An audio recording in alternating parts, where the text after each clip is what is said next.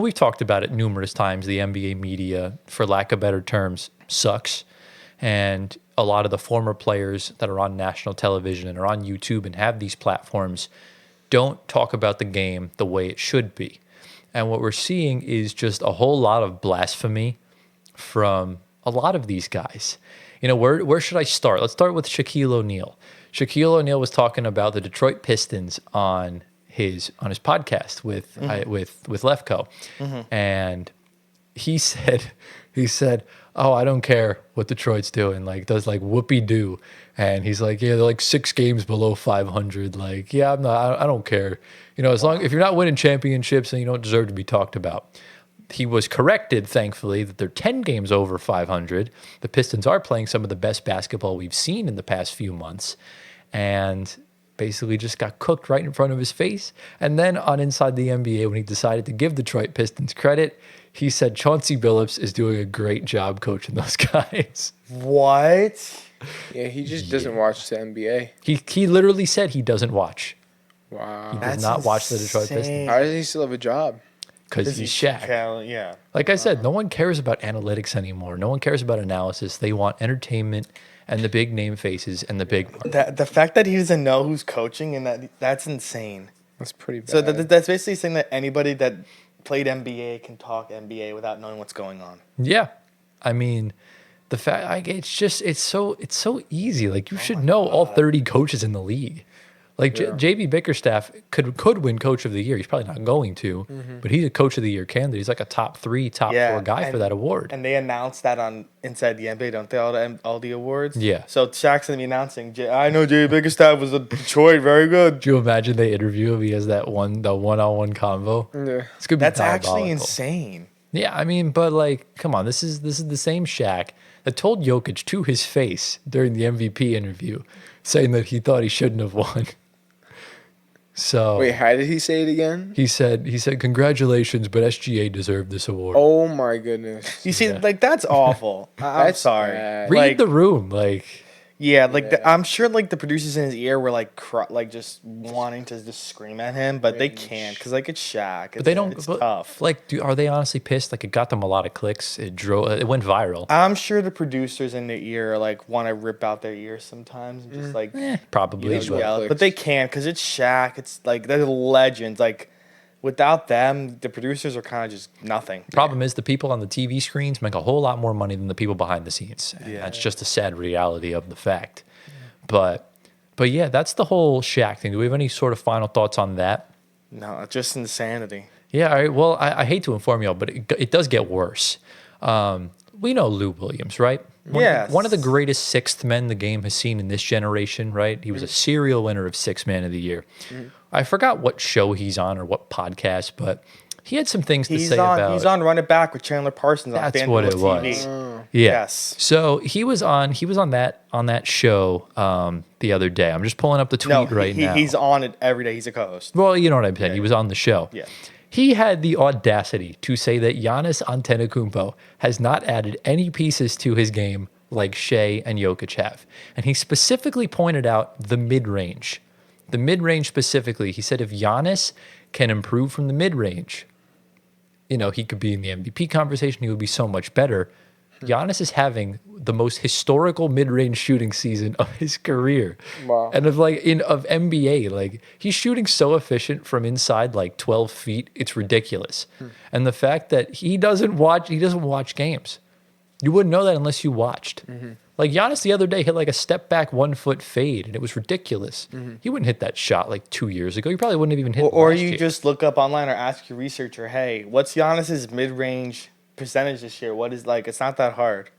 Right. But, like that's the issue that we come with the NBA guys that I guess the one guy that we know actually does his research is a coach on the NBA, and that's JJ Redick. We know he does his research and watched the game and became a coach because of it. It's because he loves the sport. And Chauncey Billups, I'm sure the same thing. That's what they need more of. But run it back. Here, listen. Go ahead. A lot of these NBA players that are now like commentators and like hosts of different podcasts or whatever, I don't necessarily know if they're they truly love the sport of basketball, you know. Yeah. I kind of have That's the issue. I kind of have the same thing for Chandler Parsons, who was a failed NBA player after like 4 or 5 years and is now like the prime guy on that show. And he says a lot of really like interesting things on that show. Yeah. But good basketball player. Nothing against him, of course. I love watching him play. He probably doesn't know a lot about the game, but you know, just interesting. Right. Very much just what these guys are all saying. Even on like the podcast, Gills Arena, Podcast P, Draymond show, of course, with the name him. We know. Yeah, So. look, no question, these guys are outstanding at playing the game of basketball, and they must know a lot about the sport itself. But sometimes I question how much joy they have in the sport itself, because it turns into a job for them. So a lot of the times, the love for the sport is lost because now it's their means of supporting the family. So it's a job. Yeah. And that's what I think is missing. I think the NBA needs to return people who simply love the sport, whether they played in the NBA or not. Right. They need to have people who love the sport of basketball back hosting, you know, different TV shows, different podcasts or whatever it is to, you know, bring back the sport of basketball. When people are watching someone that loves the sport of basketball, they can see the passion. Yeah. And that gives off into the viewers, you know what I'm saying? And people end up liking the sport just because someone else likes the sport. You know what I mean? Yeah. And ESPN took a huge hit losing JJ Redick. Yeah. I mean, it's been terrible. It's been hard to watch First Take, an NBA countdown, and Get Up. It's tough because, like, you know, you lost probably the best analytical analyst on the network or even just in the industry. You know, we've gone from JJ Redick pulling up stats from Second Spectrum to Shannon Sharp saying OKC, PSG, UFC, Lakers in 5 or KFC, whatever the fuck he Oh said. my God, yes. Like he even said, he said today it was like he said Thunder, Mint Mobile bundle, something like that. So dumb. Lakers in 5, and it's ridiculous. And this Brain kind of rot. this segues into my third point, where I have an accusation towards ESPN. And it's a crazy accusation, but low key, it's kind of true. And this kind of ties into the anti-Jokic agenda because it's clear they hate Jokic. They don't want him to win for obviously the reasons that we stated previously. They are completely taking advantage of Shai Gilgeous-Alexander purely just so Jokic doesn't win an MVP. Because when they talked about the OKC Thunder today, as far as winning a championship, they did not even Shannon Sharp did not even acknowledge OKC as a threat. And this team is on pace to win 71 games of basketball. Okay. You see my issue with Shannon Sharp talking basketball? He didn't play the sport. That is the number one reason why ESPN is taking, because they're having guys that have not played the sport. Well, you don't need to play the sport. Stephen A. didn't play the sport. That's another problem. But Stephen A. Everyone loves Stephen A. Not everyone. Not everyone. Most people do. Yeah, he's talked about it, but he hasn't played. Shannon Sharp is the number one reason why you should not be talking about basketball. He played football. Leave the football talk to Shannon Sharp. Look, if you're passionate about basketball and you love the sport, I don't see why you can't talk about it. Look, I'll tell you this. I understand that. Shannon Sharp talks way better ball than Kendrick Perkins. Yeah. Like, it's not Kendrick even close. played. And that's the thing. Even when Kendrick Perkins was talking about, you know, OKC, the most intriguing finals matchup for him involved the Celtics and I think it was the Lakers. And he said you got Jason, and him and Stephen A. were talking about big market.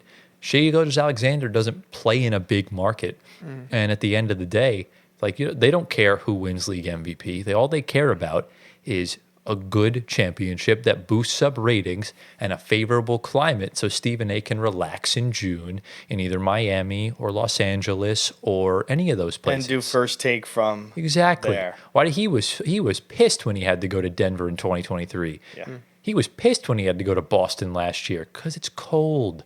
You know, it's like he wants warmth. He wants warm. That's why, like, Miami was ideal for him. He wanted the Lakers to beat the Nuggets. The only place where it's doable for him is New York because the Knicks are in it. Right, so he could be a fake Knicks fan like Antoine.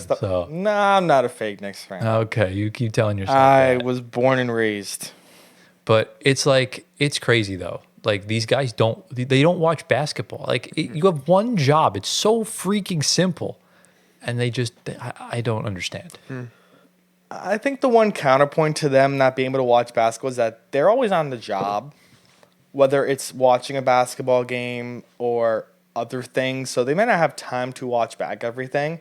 So when they get on the show the next morning, everything might be freshly new in their mind, because it's so busy. Like Woj, for example, he had to quit doing inside job because it was so stressful for him. And, I'm sure it's the same thing for these guys, and they don't catch up on everything right away at first glance. So I kind of give that into account for them, but they should at least have their people update them on this. Yeah. Like, that's why they have a team for, or other guys to help them with this. So, it goes a lot of ways. I guess that's what I get from that. I just want to bring up one take that I have about the NBA media currently. What I think they're trying to do is they're trying so hard. They're trying their best to save the sport of basketball. Yeah. But a lot of times when you try that hard, you end up failing. But I think you have to do it naturally. It can't be something that the media tries to strong arm and save the sport. Right. You can't do that if you're the media. You have to naturally let it go through its ups and downs. You know what I'm saying? So what's going on is, this is just my opinion right now. I think the NBA, there's multiple reasons why it might be in a low point right now. But I think one of the reasons is the best player in the world is Nikola Jokic. One, he's not American, right? Right. Two, he's also not the most fun player to watch. Three, he's not super athletic, right? And that makes him not the most fun player to watch.